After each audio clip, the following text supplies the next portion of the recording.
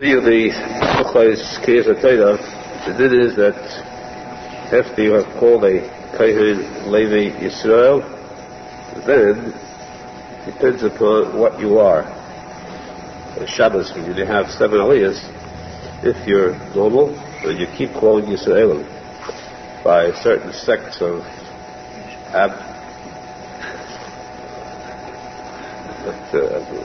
certain sects, they have the custom where after Yisrael they repeat the process again.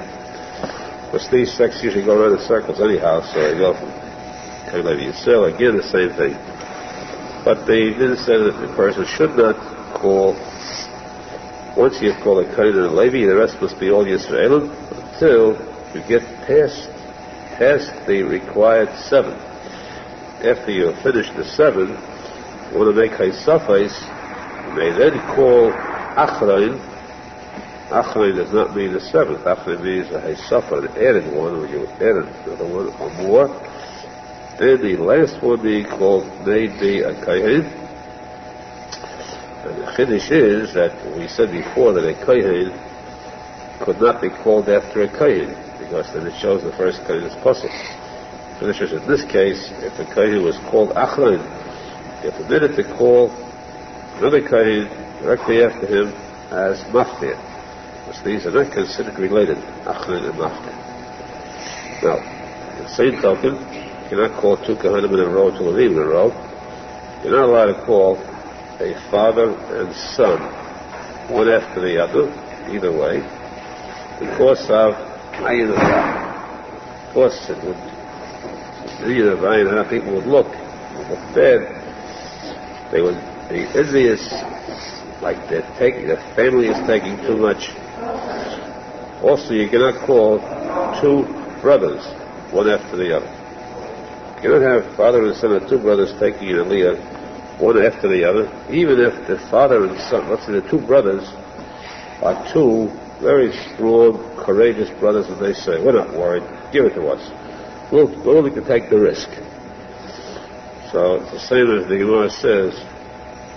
One of the rabbis of the Gemara had guests in his house, and one of them, they asked for wine. He said, I don't have any kosher wine. I have to have wine. It's not kosher. So one said, okay, I'll take the risk. He said, if a person wants to commit suicide, you do it in your house, not mine. My house, you don't drink any kosher wine to commit suicide. Here too, 2 brothers or a father and a son, stalwart father and son, both say, we'll take the risk, give us the aliyahs one after the other. You tell them in your house to take risks, not the shul. Even if they're willing to take the risk to get aliyahs, the father and son cannot be given the aliyahs one after the other. This is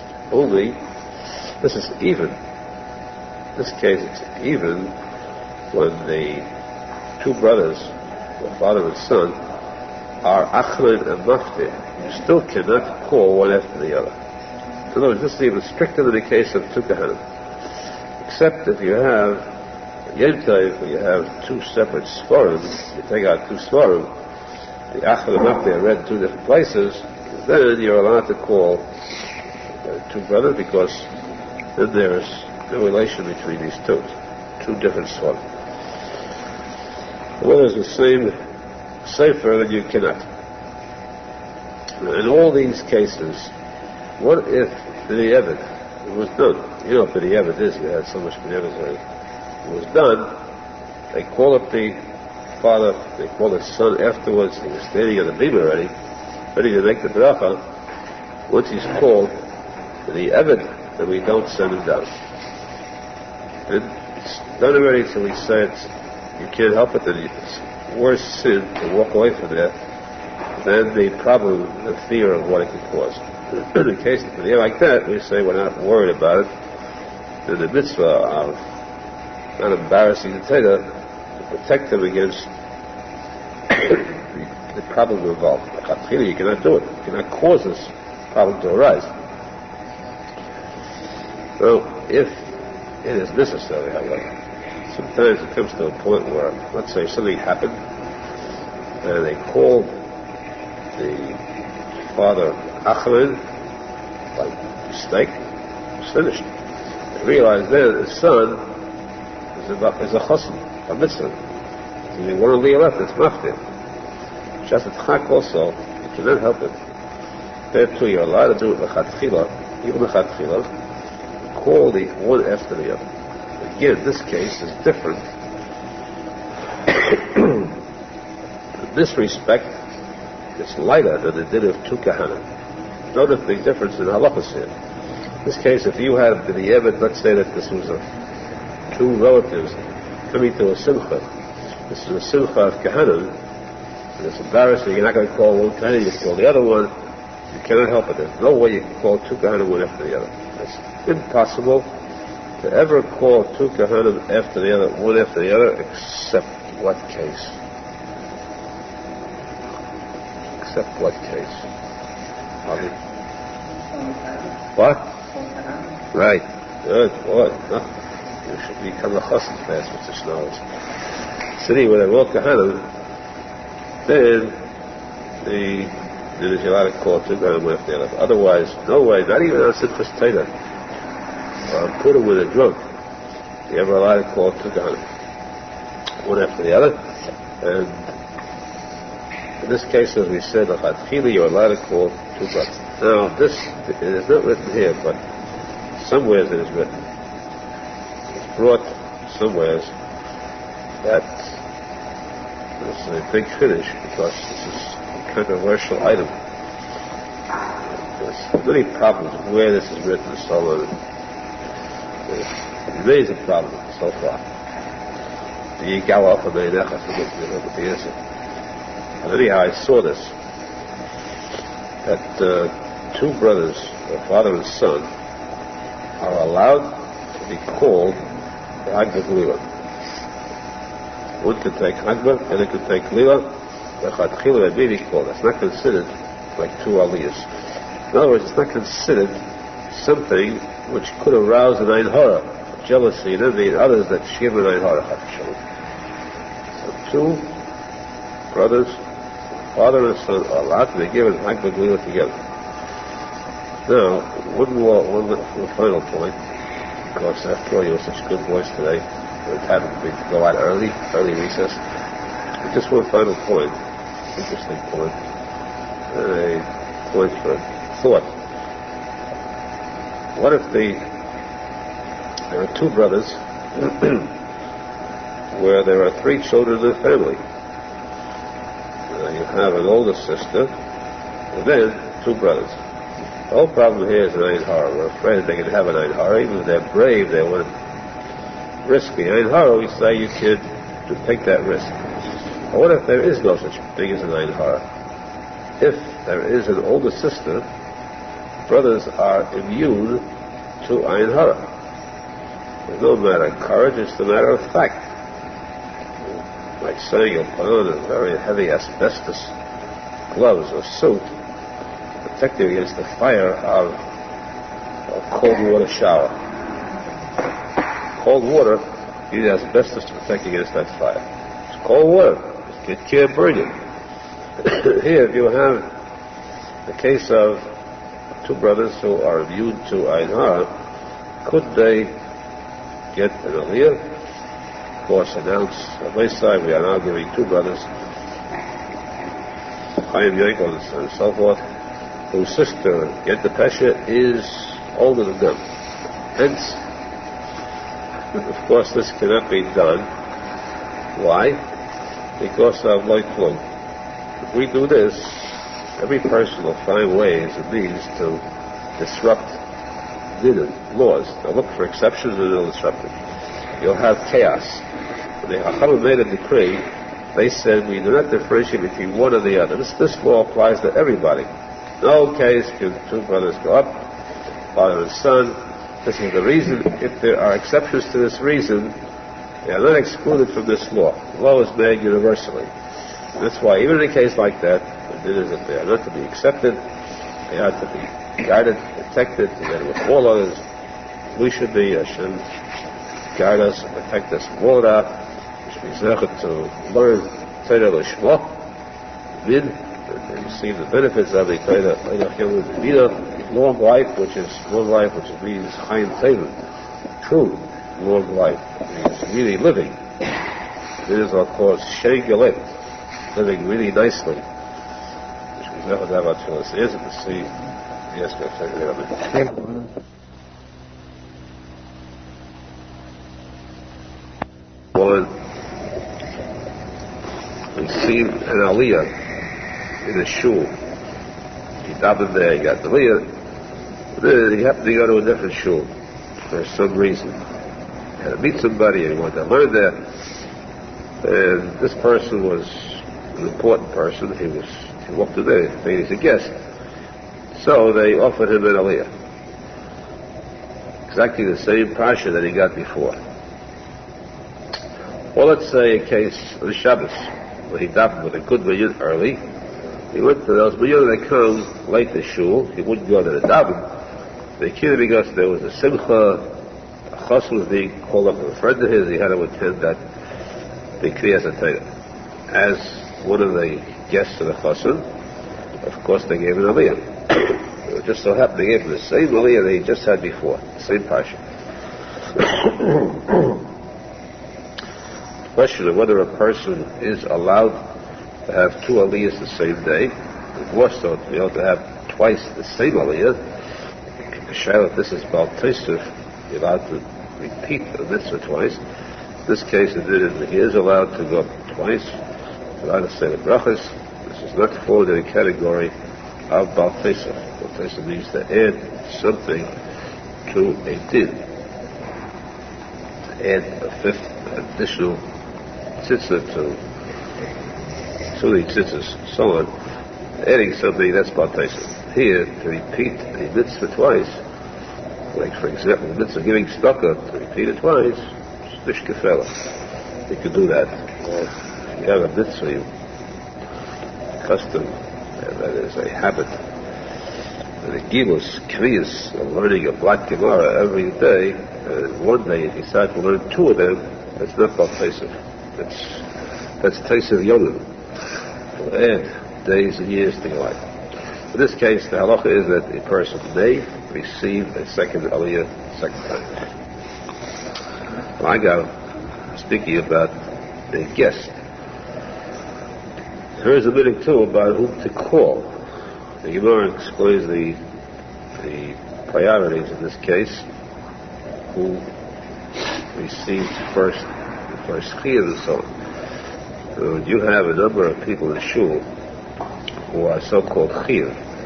Customarily, a person, a chassid, the Shabbos before his wedding, the custom is that he gets aliyah, maftir. The bar mitzvah boy receives maftir too, but this is gets an aliyah. The person who has yortzeit the following week is supposed to get an aliyah. The person who has yortzeit that very same day gets an aliyah. A person who is leaving on a trip, leaving town, doesn't matter what's because he gets an aliyah. Or a person who has returned overseas, has to bench kegel, he too must get an aliyah. And a new face, a visitor comes in, it's a matter of hospitality, and the custom to give that person aliyah. When you have all these combined, there are not enough aliyahs to go around. Then you have to know the priorities. Which one is the chiyuv, which one comes first, and so on. Of course, above all, is a chassid on the day of his couple. He is the one that gives the top priority. As far as the aliyah goes, also one who has a yortzeit on that day. He is also a chiyuv. Usually there's a chiyuv to daven for the yomid also. They kaddish daven for the yomid. This is what he complained about. Chiyuv means that he's required. The chiyuv to daven for the yomid, they can't state his voice. And they said he may be a chiyuv to daven for the yomid, but then a chiyuv to suffer because of it. Because he has to say kaddish. I mean, he's a yosem, he's not a chazan. It doesn't make him, it doesn't give him the right to make him suffer yet. The custom is that the person who is a chiyuv goes to the yomid, davens, and it's accepted as a regular custom. As far as aliyahs are concerned, as we said, these are the ones who should be given an aliyah. New face is always regular case. When you don't have a chassid, a special occasion, a chassid, a mitzvah, and if you have visitors, guests, one must strive to give them an aliyah that shows a sort of a welcome, a warmth. So in the case of a Tainus seaboard, a fast day that's like Shavas V'Tammuz, sort of a Teves, so Yudaya, Tainus Esther, and then he did it that he laid in the morning by Chal. This is besides the mincha time, leading by Chal. You lay that in the morning too. Which means a special pasha dealing with the tefillah of Leishabeda to Hashem to forgive the Jews for 38. Now this leading by Chal in the morning is a special kriya besides mincha too, morning and mincha. Especially in the morning, a kriya that's made especially for the sake of the Tainus. Therefore, the din is that you're not supposed to call anyone to the Tainus and Aliyah unless he is fasting. Only those that fast are to be called. The person is ill that day, chas v'shalom, he's too old, or for some reason he's not fasting, he cannot get an Aliyah that day.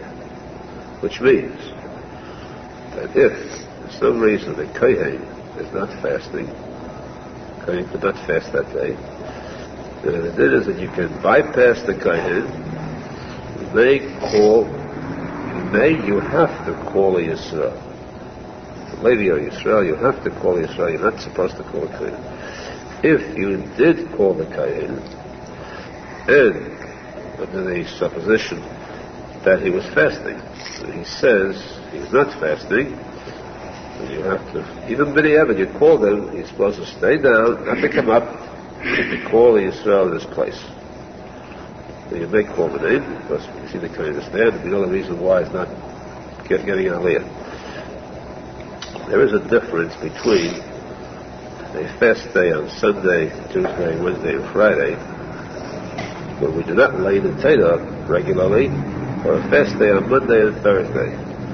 Monday and Thursday, when we lay the Teda anyhow, so in a case like that, if the fast day comes out on Monday and Thursday, then the laying already is not especially for the sake of the fast day. The parsha we laid is for the sake of the fast day. The Teda was taken out because of regular Kriyah. In a case like this, you're not supposed to call a kohen who's not fasting. And if you did b'diavad, if you called him, you may come up and get the aliyah. Clear. The afternoon, of course, there's never lading in the afternoon except for a fast day. So in that case, definitely, the kohen, even if he's called, does not go. The point about this halacha, this din itself played a very important part in my life once. One time, when I was a rabbi in a shul, and this was a shul. In those days, there were people who knew how to learn. There were a couple of old men, very learned men, who stemmed from the city of Vilna. Vilna was a city that produced Galilim, London. And they were accustomed to deep lumdus, and the old rabbis of Vilna, you think Galilim did. These old men resented the fact that a young man came into this shul as a rabbi. They are older men, they are learned men. Here, a young man who is not even a refugee from the European countries, an American. The Americans, they consider as American schnecks. Nothing. Americans, these are Talmud Torah students, especially in those days, especially when they had different classes. They had the Aguda. The Shoah was considered the religious ones. Mizrahi was considered at that time like half a sandwich and a half questionable item in it.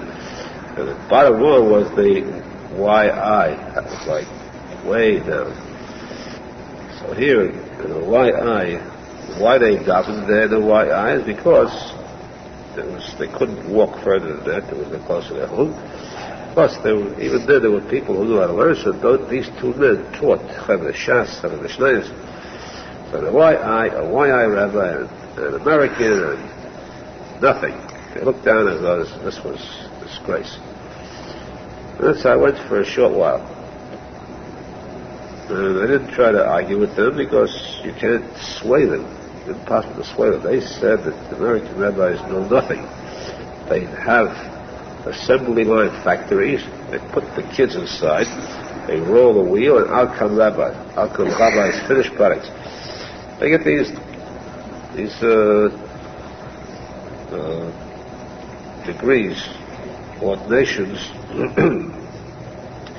that are solid state, printed circuit degrees. That's how they bring them out, all in the same form.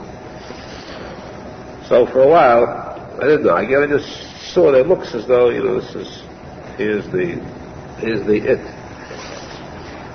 Then one day, this was just a few weeks after I was there was a tinus, and this shalik happened to come up. So this was on a Tuesday, this tinus. And they called a kohen. The shamas had called a kohen for earlier.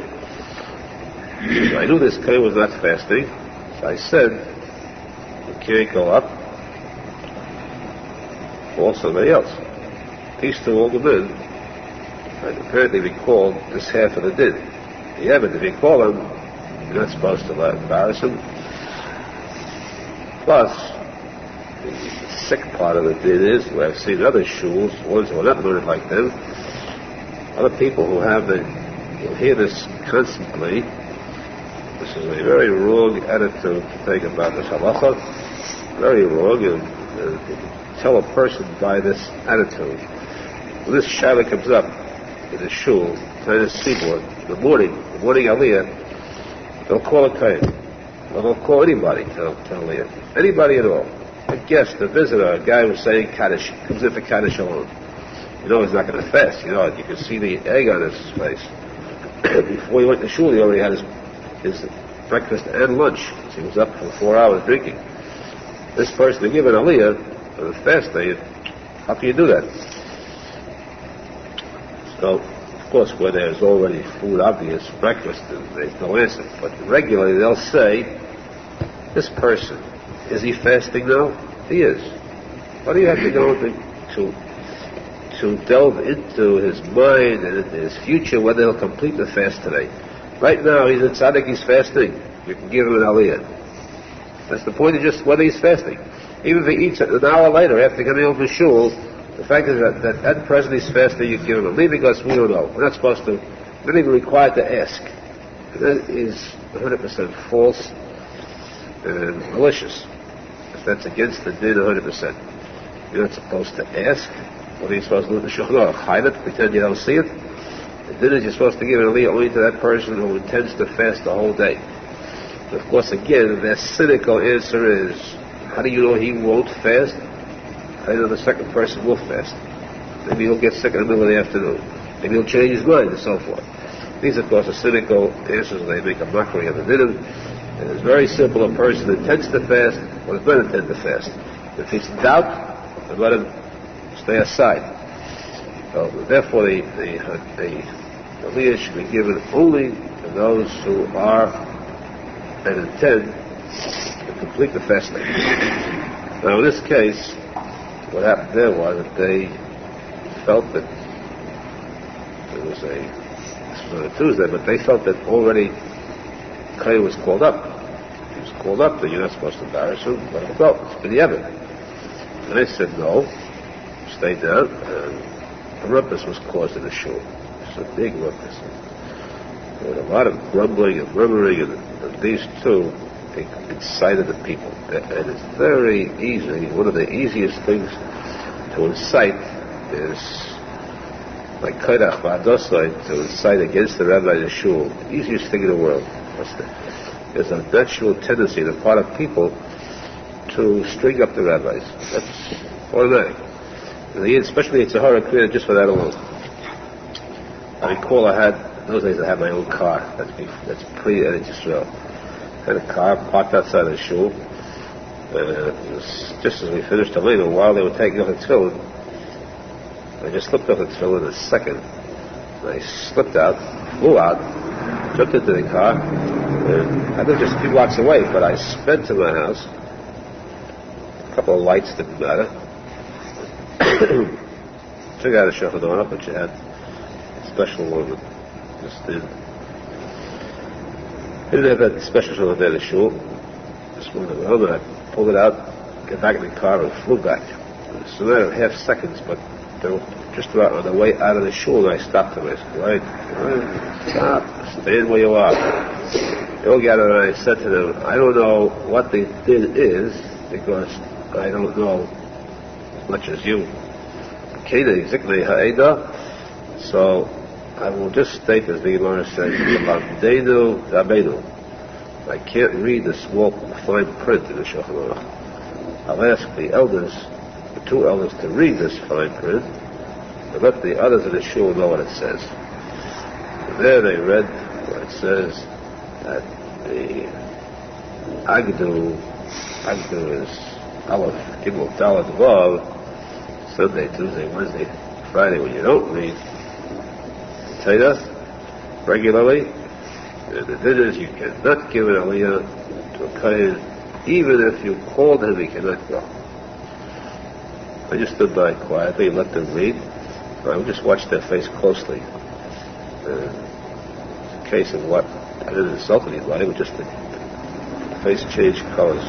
The others are watching. And this was the turning point of my career. Then, that day on, Baruch Hashem, these two were the greatest allies I had in that shul. They changed their mind. They said, he does know the Shulchan Aruch after all. He's fit to be at the level of young Israel. Okay, I admit him. That time on, there was a closer friendship. Of course, as I said, there's no shortage of anointed, those who go out hunting, headhunters of rabbis and shuls. That practically exists. No, just like a king, the sword hangs over a king's head constantly. That's how there probably exists no rabbi in the world who sleeps peacefully without having anyone, the board of directors, after his head. That's the lot of the rabbis, and that's because today the covenant of Torah has been so lessened. We should be zecher to always my ambition.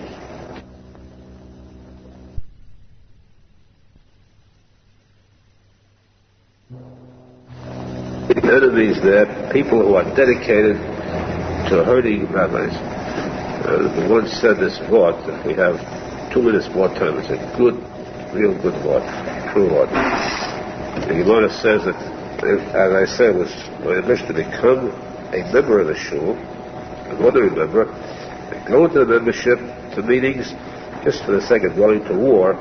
No matter who the rabbi was, who the people were, whoever's going to fight against the rabbi, I would get up and defend the rabbi. And do battle straight because for once I would see that I could stand up and go against the tide.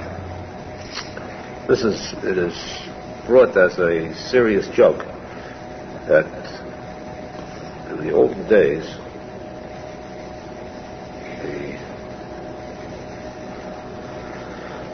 the Kiva said that in Aharon says, an illiterate one who's against Torah says, if I could get a Talmud Chacham, I would bite him like a mule. The Aharon says that the students ask Akiva, Rebbe, why like a mule? They say, why use the word mule? Dog. The dog bites. He said, no, the dog bites, he bites the flesh. The mule bites and breaks the bone. Because when the Lawrence hates a Talmud Chacham, he wants to bite it, he wants to destroy it, crush it. That's how much they hate a Talmud Chacham. So, therefore, what was the story? They wanted to kill, they wanted to hurt a Talmud Chacham. In the old days, the Menachem, the question, how come the Morris went to a yeshiva, a rich farmer, a rich yeshivnik, and he said to the Rosh Yeshiva, give me your best student. At my daughter, I want to marry to the best, the prize student. Why did this Morris want the prize student for a son-in-law, to give him a home, to feed him? The answer is not that he respected him so much, he had that Yitzhar to have him next to him so he could torment him. To have his own private Talmud Chacham to torment. That was his luxury. These Menachem were very wealthy. That's why these Menachem usually went to get these sons-in-law who would be their Chacham. They could have them at the table and keep on begging away. Later on, they couldn't afford it. Not all of them were rich. So the Menachem got together and said, what are we doing? One can afford Talmud Chacham, not all of us. They said, let's make our own shul and hire a rabbi, a Talmud Chacham. Altogether, we'll at least be able to get at him. That's the reason why I have, usually, the board of directors, the officers of a shul are generally that level. And the reason why they become so is because there is especially a Sahara desire for the default, pursuing, harassing a Talmud Chacham. And that's because the Kavod HaTorah is so low, lowest. At least those who understand see to it to recognize the value, praise the spiritual value of Torah Kedusha, and to give the true Kavod HaTorah, because Kavod HaTorah is even before Torah. And Acheretz Adla Torah, and Acheretz for what? And Acheretz for Torah. It was first, above the study of Torah itself. Shkizech to the true Kavod HaTorah, and Kavod Shem Shemayim, Kavod Hashem, and Yisrael Tzedek Amen. The bit of a case of a kohen who is not legally part of the minyan because he's not fasting in the Torah Sibur, he's not required to be called. It's a very similar din. And then it's Yisrael, Pesach, Shavuot, Sukkot, on one day, the main part of the holiday, Chag, Chutzlaz is 2 days. Which means that on the second day of Pesach, for example, or let's say better, on the second day of Shavuos, here in Chutzlaz, over there in Chutzlaz, the Kriyas HaTorah is one of Yontif. And it's Yisrael, it's a weekday with tefillin. There's no trace of Yontif left. It's Yisru Chag. What happens if an Yisraeli comes to Chutzlaz? For him, he must still maintain his custom as an Eretz Yisrael. So quietly, he puts on tefillin, he davens the weekday Shemona Esrei, and he happens to be in shul. Could they call him for an aliyah? This is not his pasha. There's nothing to do with this pasha. He's in a weekday schedule, but they have a yontif, everyone's dressed up with the Shabbos Haleser, with getting ready for their children. Could he be called, since he's not part of that? He's not part of that just as much as the kohen is not part of the kiruv if you're not fasting. This is the exact case too, where he should not be called. So he should not be called for the Torah. If they happen to call him, then he should go up. But the other day he should go up. The same thing, of course, applies too to a Golos Jew who goes to Yisrael. For him, it's Yontif. There, let's say it's a Monday or Thursday, they call him to the Torah for weekday Kriya. He should not be called. If he was called, he should go up, make a bracha, and take care of it. Person who is chas v'shalom blind, although there is a din that you're not allowed to learn Torah sheviksav bal peh. Torah sheviksav means the written Torah. Torah shebal peh means the oral Torah. Torah that is not written. As we once learned, the Torah Miksav must be Miksav written, must be read out of the Sefer. Torah Shebal Peh, the Gemara, is not allowed to be written or printed. In later years, the rabbis found and discovered that the Torah Shebal Peh was in jeopardy. There was a danger of Chas v'Sholom, Shas, being forgotten. In those days, everyone knew Shas by heart. There was no problem. Torah Shebal Peh was all studied by heart. You could not write it down on a printer. Then they saw that the generations were getting weaker. These generations are much weaker. Today they think that they're more advanced, greater progress. Not like the old-fashioned ones. Technologically, they're smarter and wiser, and especially the youth today, college youth, to know how to riot. That's the real top brains of all generations. These are the top brains, especially the Yagushes, advanced today. So, since the truth,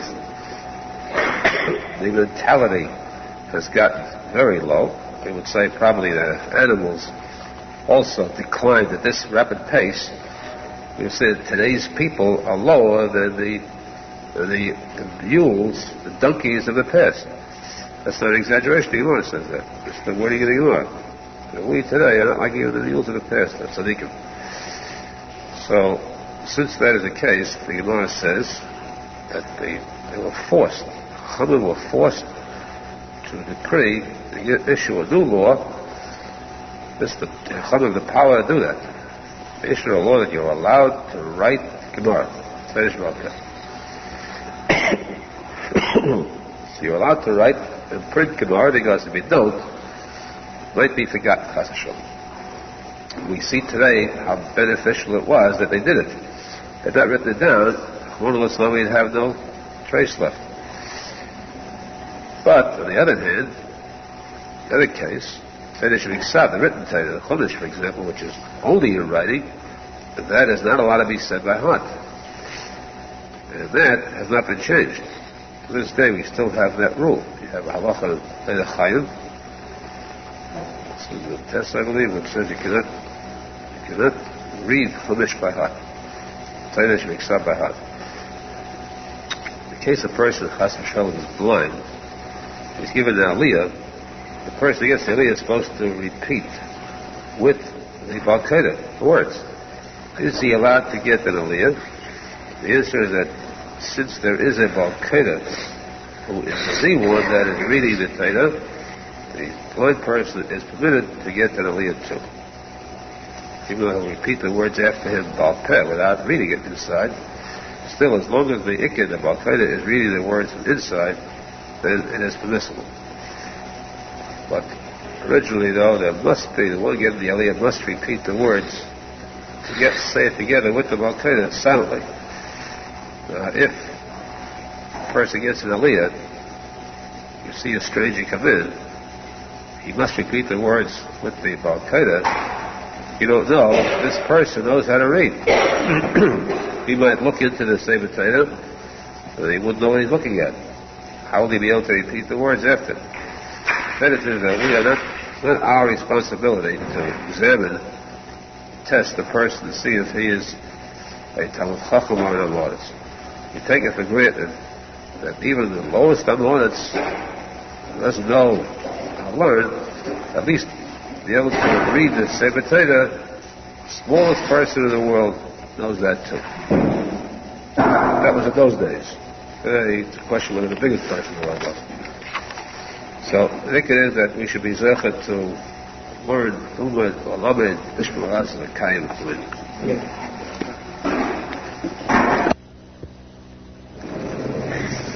There is in Kriyas HaTorah, every person who is called up must be given at least 3 psukim.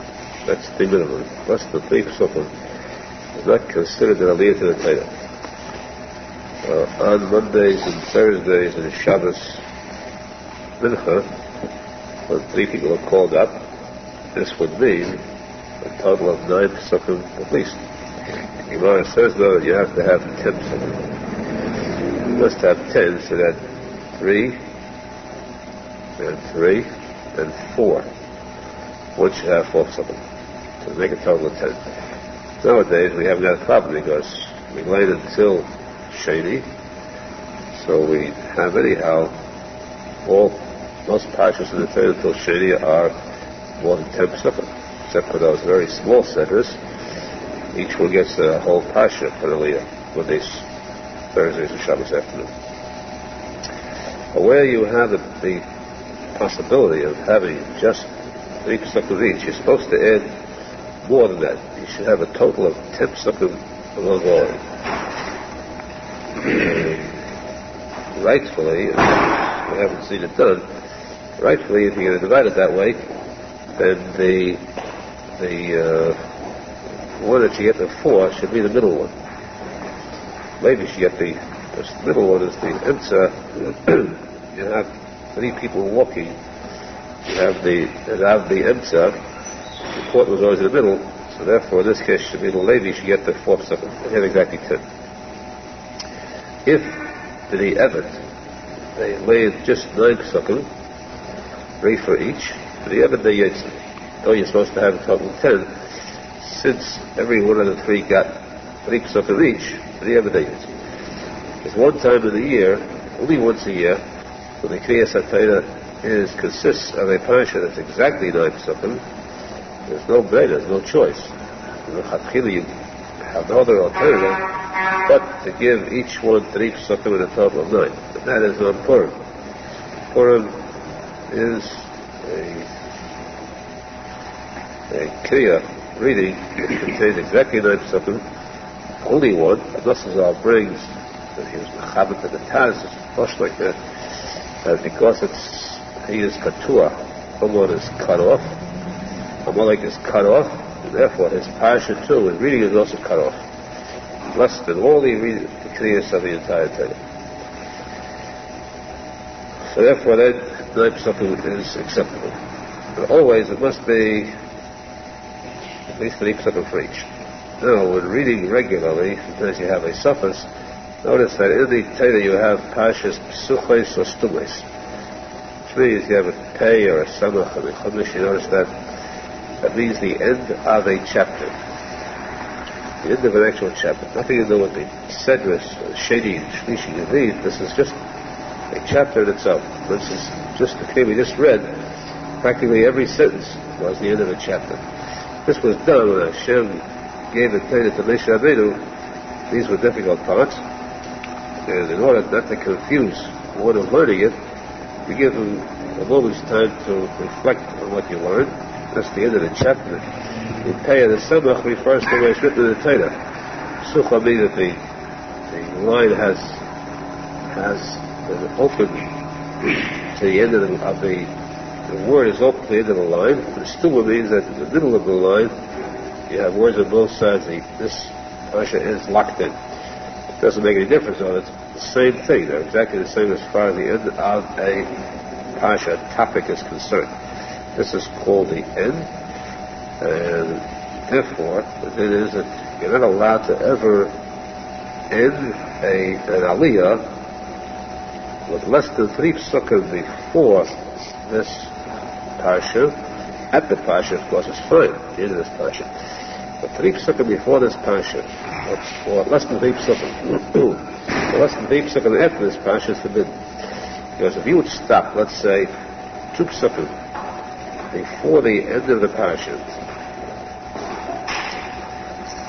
people in the shul had to leave, what would they think? They'll walk out thinking it must be legal, probably, to give a person a aliyah of 2 psukim, because the next person is going to get an aliyah will have just 2 psukim, will finish by the parasha.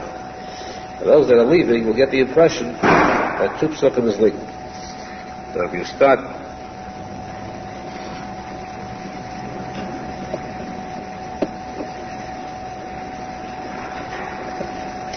you should end it at 2 psukim after a parasha has come to a close, 2 psukim after that, and then you call up another person, and people walk in just then, and they see this person started from 2 psukim after a paragraph. So they'll figure the one before him just was called up a 2 psukim. This is called Gzeres and Achnasa Vayetzim. Also the Gzeda that those who walk in and walk out might get the impression that an aliyah consists of 2 psukim. Therefore, the Gemara forbids ever stopping 2 psukim before or 2 psukim after a parasha. Unless in itself is the end of a paragraph, let's call it a paragraph, let's say. Another paragraph finishes as space. The end of the paragraph, you're allowed to stop even though it's one pasuk before the next paragraph, because it's the end of the paragraph. But if it's in the middle, 2 psukim before a paragraph, or 2 psukim afterwards, or one or 2, you cannot stop. It's a very important halacha. And I don't know about today, Achshadori, but I know when I used to dive in the shuls, listening, I used to see a lot of people for very strange reasons. I can never figure out why they don't know this halacha.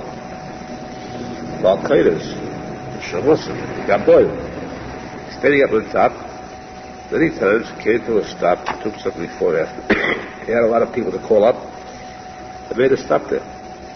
It's amazing to see how this din is not as known as it should be. Because it is written in the Kitzur Shulchan too, written in the regular Shulchan, written in the Gemara. It's something that everybody, no matter what he learns, should know about it. The primary disciple should know it too. So when you daven in a regular shul, a different shul, Chassidut shul, then you should know to watch out for this. Here's a Torah.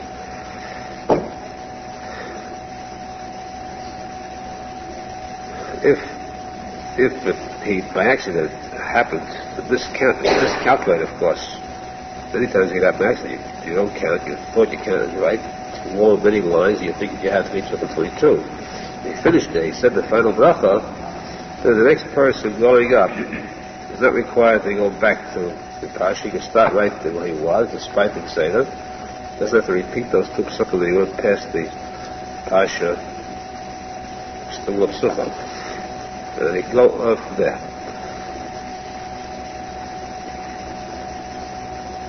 This did, by the way, this is something that's requires possibly more research. But as far as I've seen, there's only one posek who's a tactic in that. It's exhausted that posek. That this whole thing applies to a parsha, paragraph, a legal one. Not, let's say, shady shlishi. If you need the aliyahs, you don't have to stop where it says shady shlishi to lead. You can make your own stops. That's legal. You can make more stops or less stops. Doesn't make any difference. But there, you may stop two psukim before shlishi, before the V, or after shlishi, and so forth. You don't need that. You don't have to worry about people who will say maybe you don't got two psukim. Though that's our regular stops, it would be more logical if they would say that. That's the taina of those poskim who maintain that this should apply to sheni shlishi V more than to apply to psukim. We can't make our own halachas. So, there are certain poskim who say that. Still, if you had your choice between the two, it's better to stick to the halacha psukkah is stulis. If necessary, it should be permissible to stop the two psukkah before or after the regular divisions of shlishi and chamishi. Very important point. That's one shaila that we shlishi, then we bring another shaila.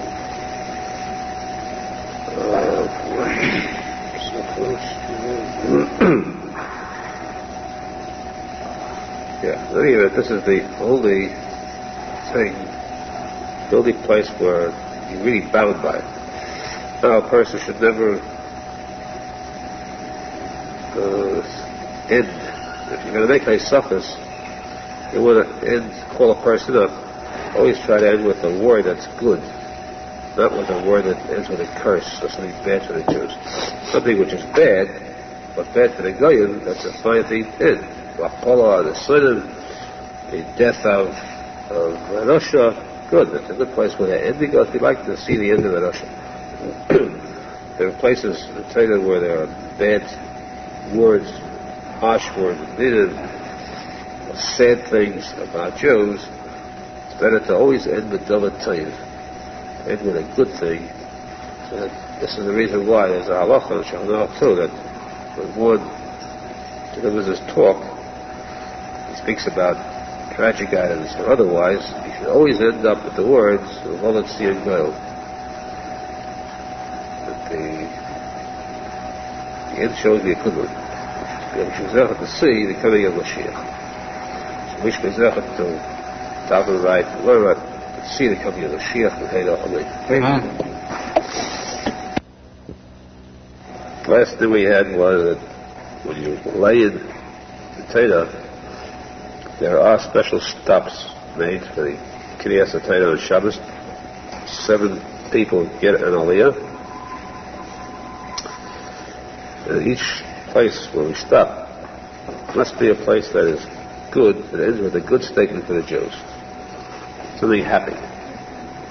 Not something sad or tragic. If it's a sad place, you're not allowed to make a stop there. If it's happy, you're allowed to make a stop, and it's condoned, it's advocated. For example, you stop a place where it says about simcha for the Jews. Simcha, celebration, a wedding or something like that. Yitzhak Rivka, Chosim, Kalasim, those things you're allowed to stop by. It should be encouraged there. It should be encouraged. Now, this says that in case there are possibilities where, despite the precautions taken in laning, there could be mistakes made. Mistakes that are costly.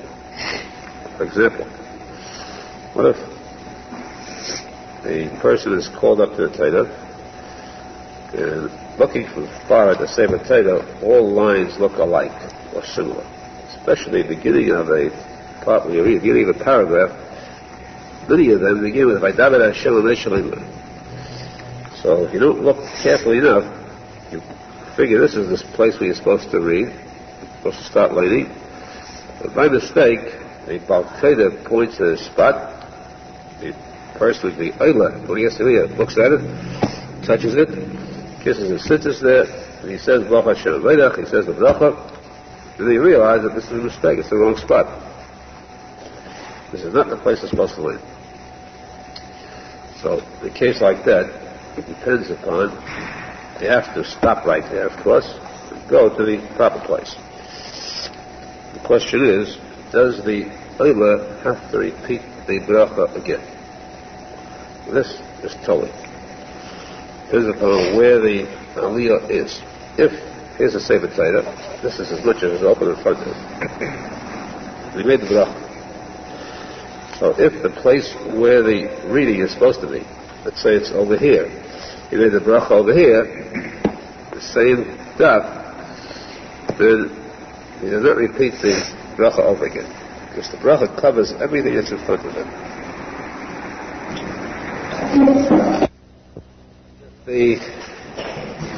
He was on top of the daf, the correct place is below. What if he was on the bottom of the daf, the correct place was above? Which means bracha will never get back to that spot that's before. Here, we won't follow the din that it says here. As it says in Shulchan Aruch, most posek agree. Majority of posek, I don't know why he passed it this way. Majority of posek agree that as long as it's on the daf, wherever he sees, he made a bracha on this whole daf, here even, or even here, then it's a different daf altogether. He made it over here, and the landing is over here, but the whole thing is open, then it's still, the bracha covers the whole place that's open. Before or later makes no difference, as long as it's in front of him. If it's not in front of him, then, let's say, they open up to last week's parsha, or next week's parsha. They're not going to land this at all, or even if they are going to land this for this next daf is beyond which the part is covered, then he has to say the bracha over again. He must. That's the halacha. So there's one more point where the Pri Megadim comes up with a chiddush. Pri Megadim says that it depends upon why they made the mistake.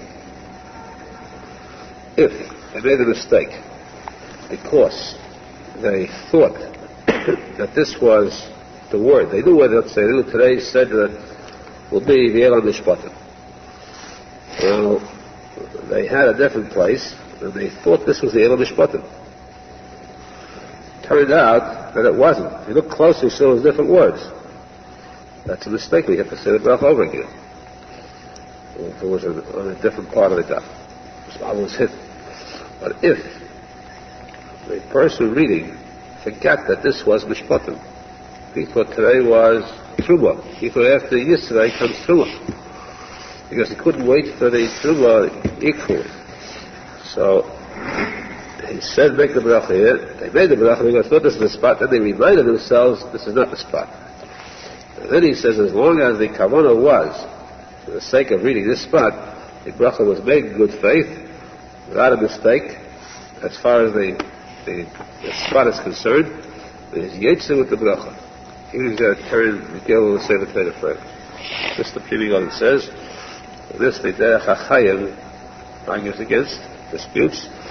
It says there is no difference, there's no chiluk, whether he knew, whether he did not know, he has to make the bracha over again, if it wasn't on the top of one. This difference is one of the famed big question marks. Why? Because you now have a debate. In a case like this, where he thought this was a spot, he made the bracha in good faith, and the other says, do not repeat the bracha, then Chaim says, do repeat the bracha. You have machlekes. Generally we know that something bracha is lahakil. Whenever there's a machlekes, a debate, which gives us a doubt, we are now in doubt. Which one do we follow? And what is a doubt? Whether to say a bracha or not to say the bracha. Whenever you are in doubt, in any case, whether to say a bracha, the answer is don't say it. If you're in doubt, do not say the bracha, because you're saying Hashem's name possibly in vain. Doubt. The person forgets whether he said a certain bracha. He doesn't recall. Should he repeat it? The answer is no. He should not. Why? Because the Shavik bracha is lahakil. So, in this case we would say that you follow the Tikuney Zohar. You do not say the bracha over again. And yet, despite this point of Shavik bracha lahakil, still we find that the posek can seem to bring the derech hachayim Halacha. How could that be possible? The answer is that this is not a debate, a regular debate. This is a tzorach hadosha. Nobody mentions that chiddush, the difference between knowing the place was here or not knowing the place was here. If you understand a new thing, that if there was a difference like that, then you don't say the bracha. That's a tzorach hadosha, which means that we can say that all the other posek, without doubt, don't bring it, meaning that they hold you do say a bracha over it. Therefore, although it would seem something brachas, we still say the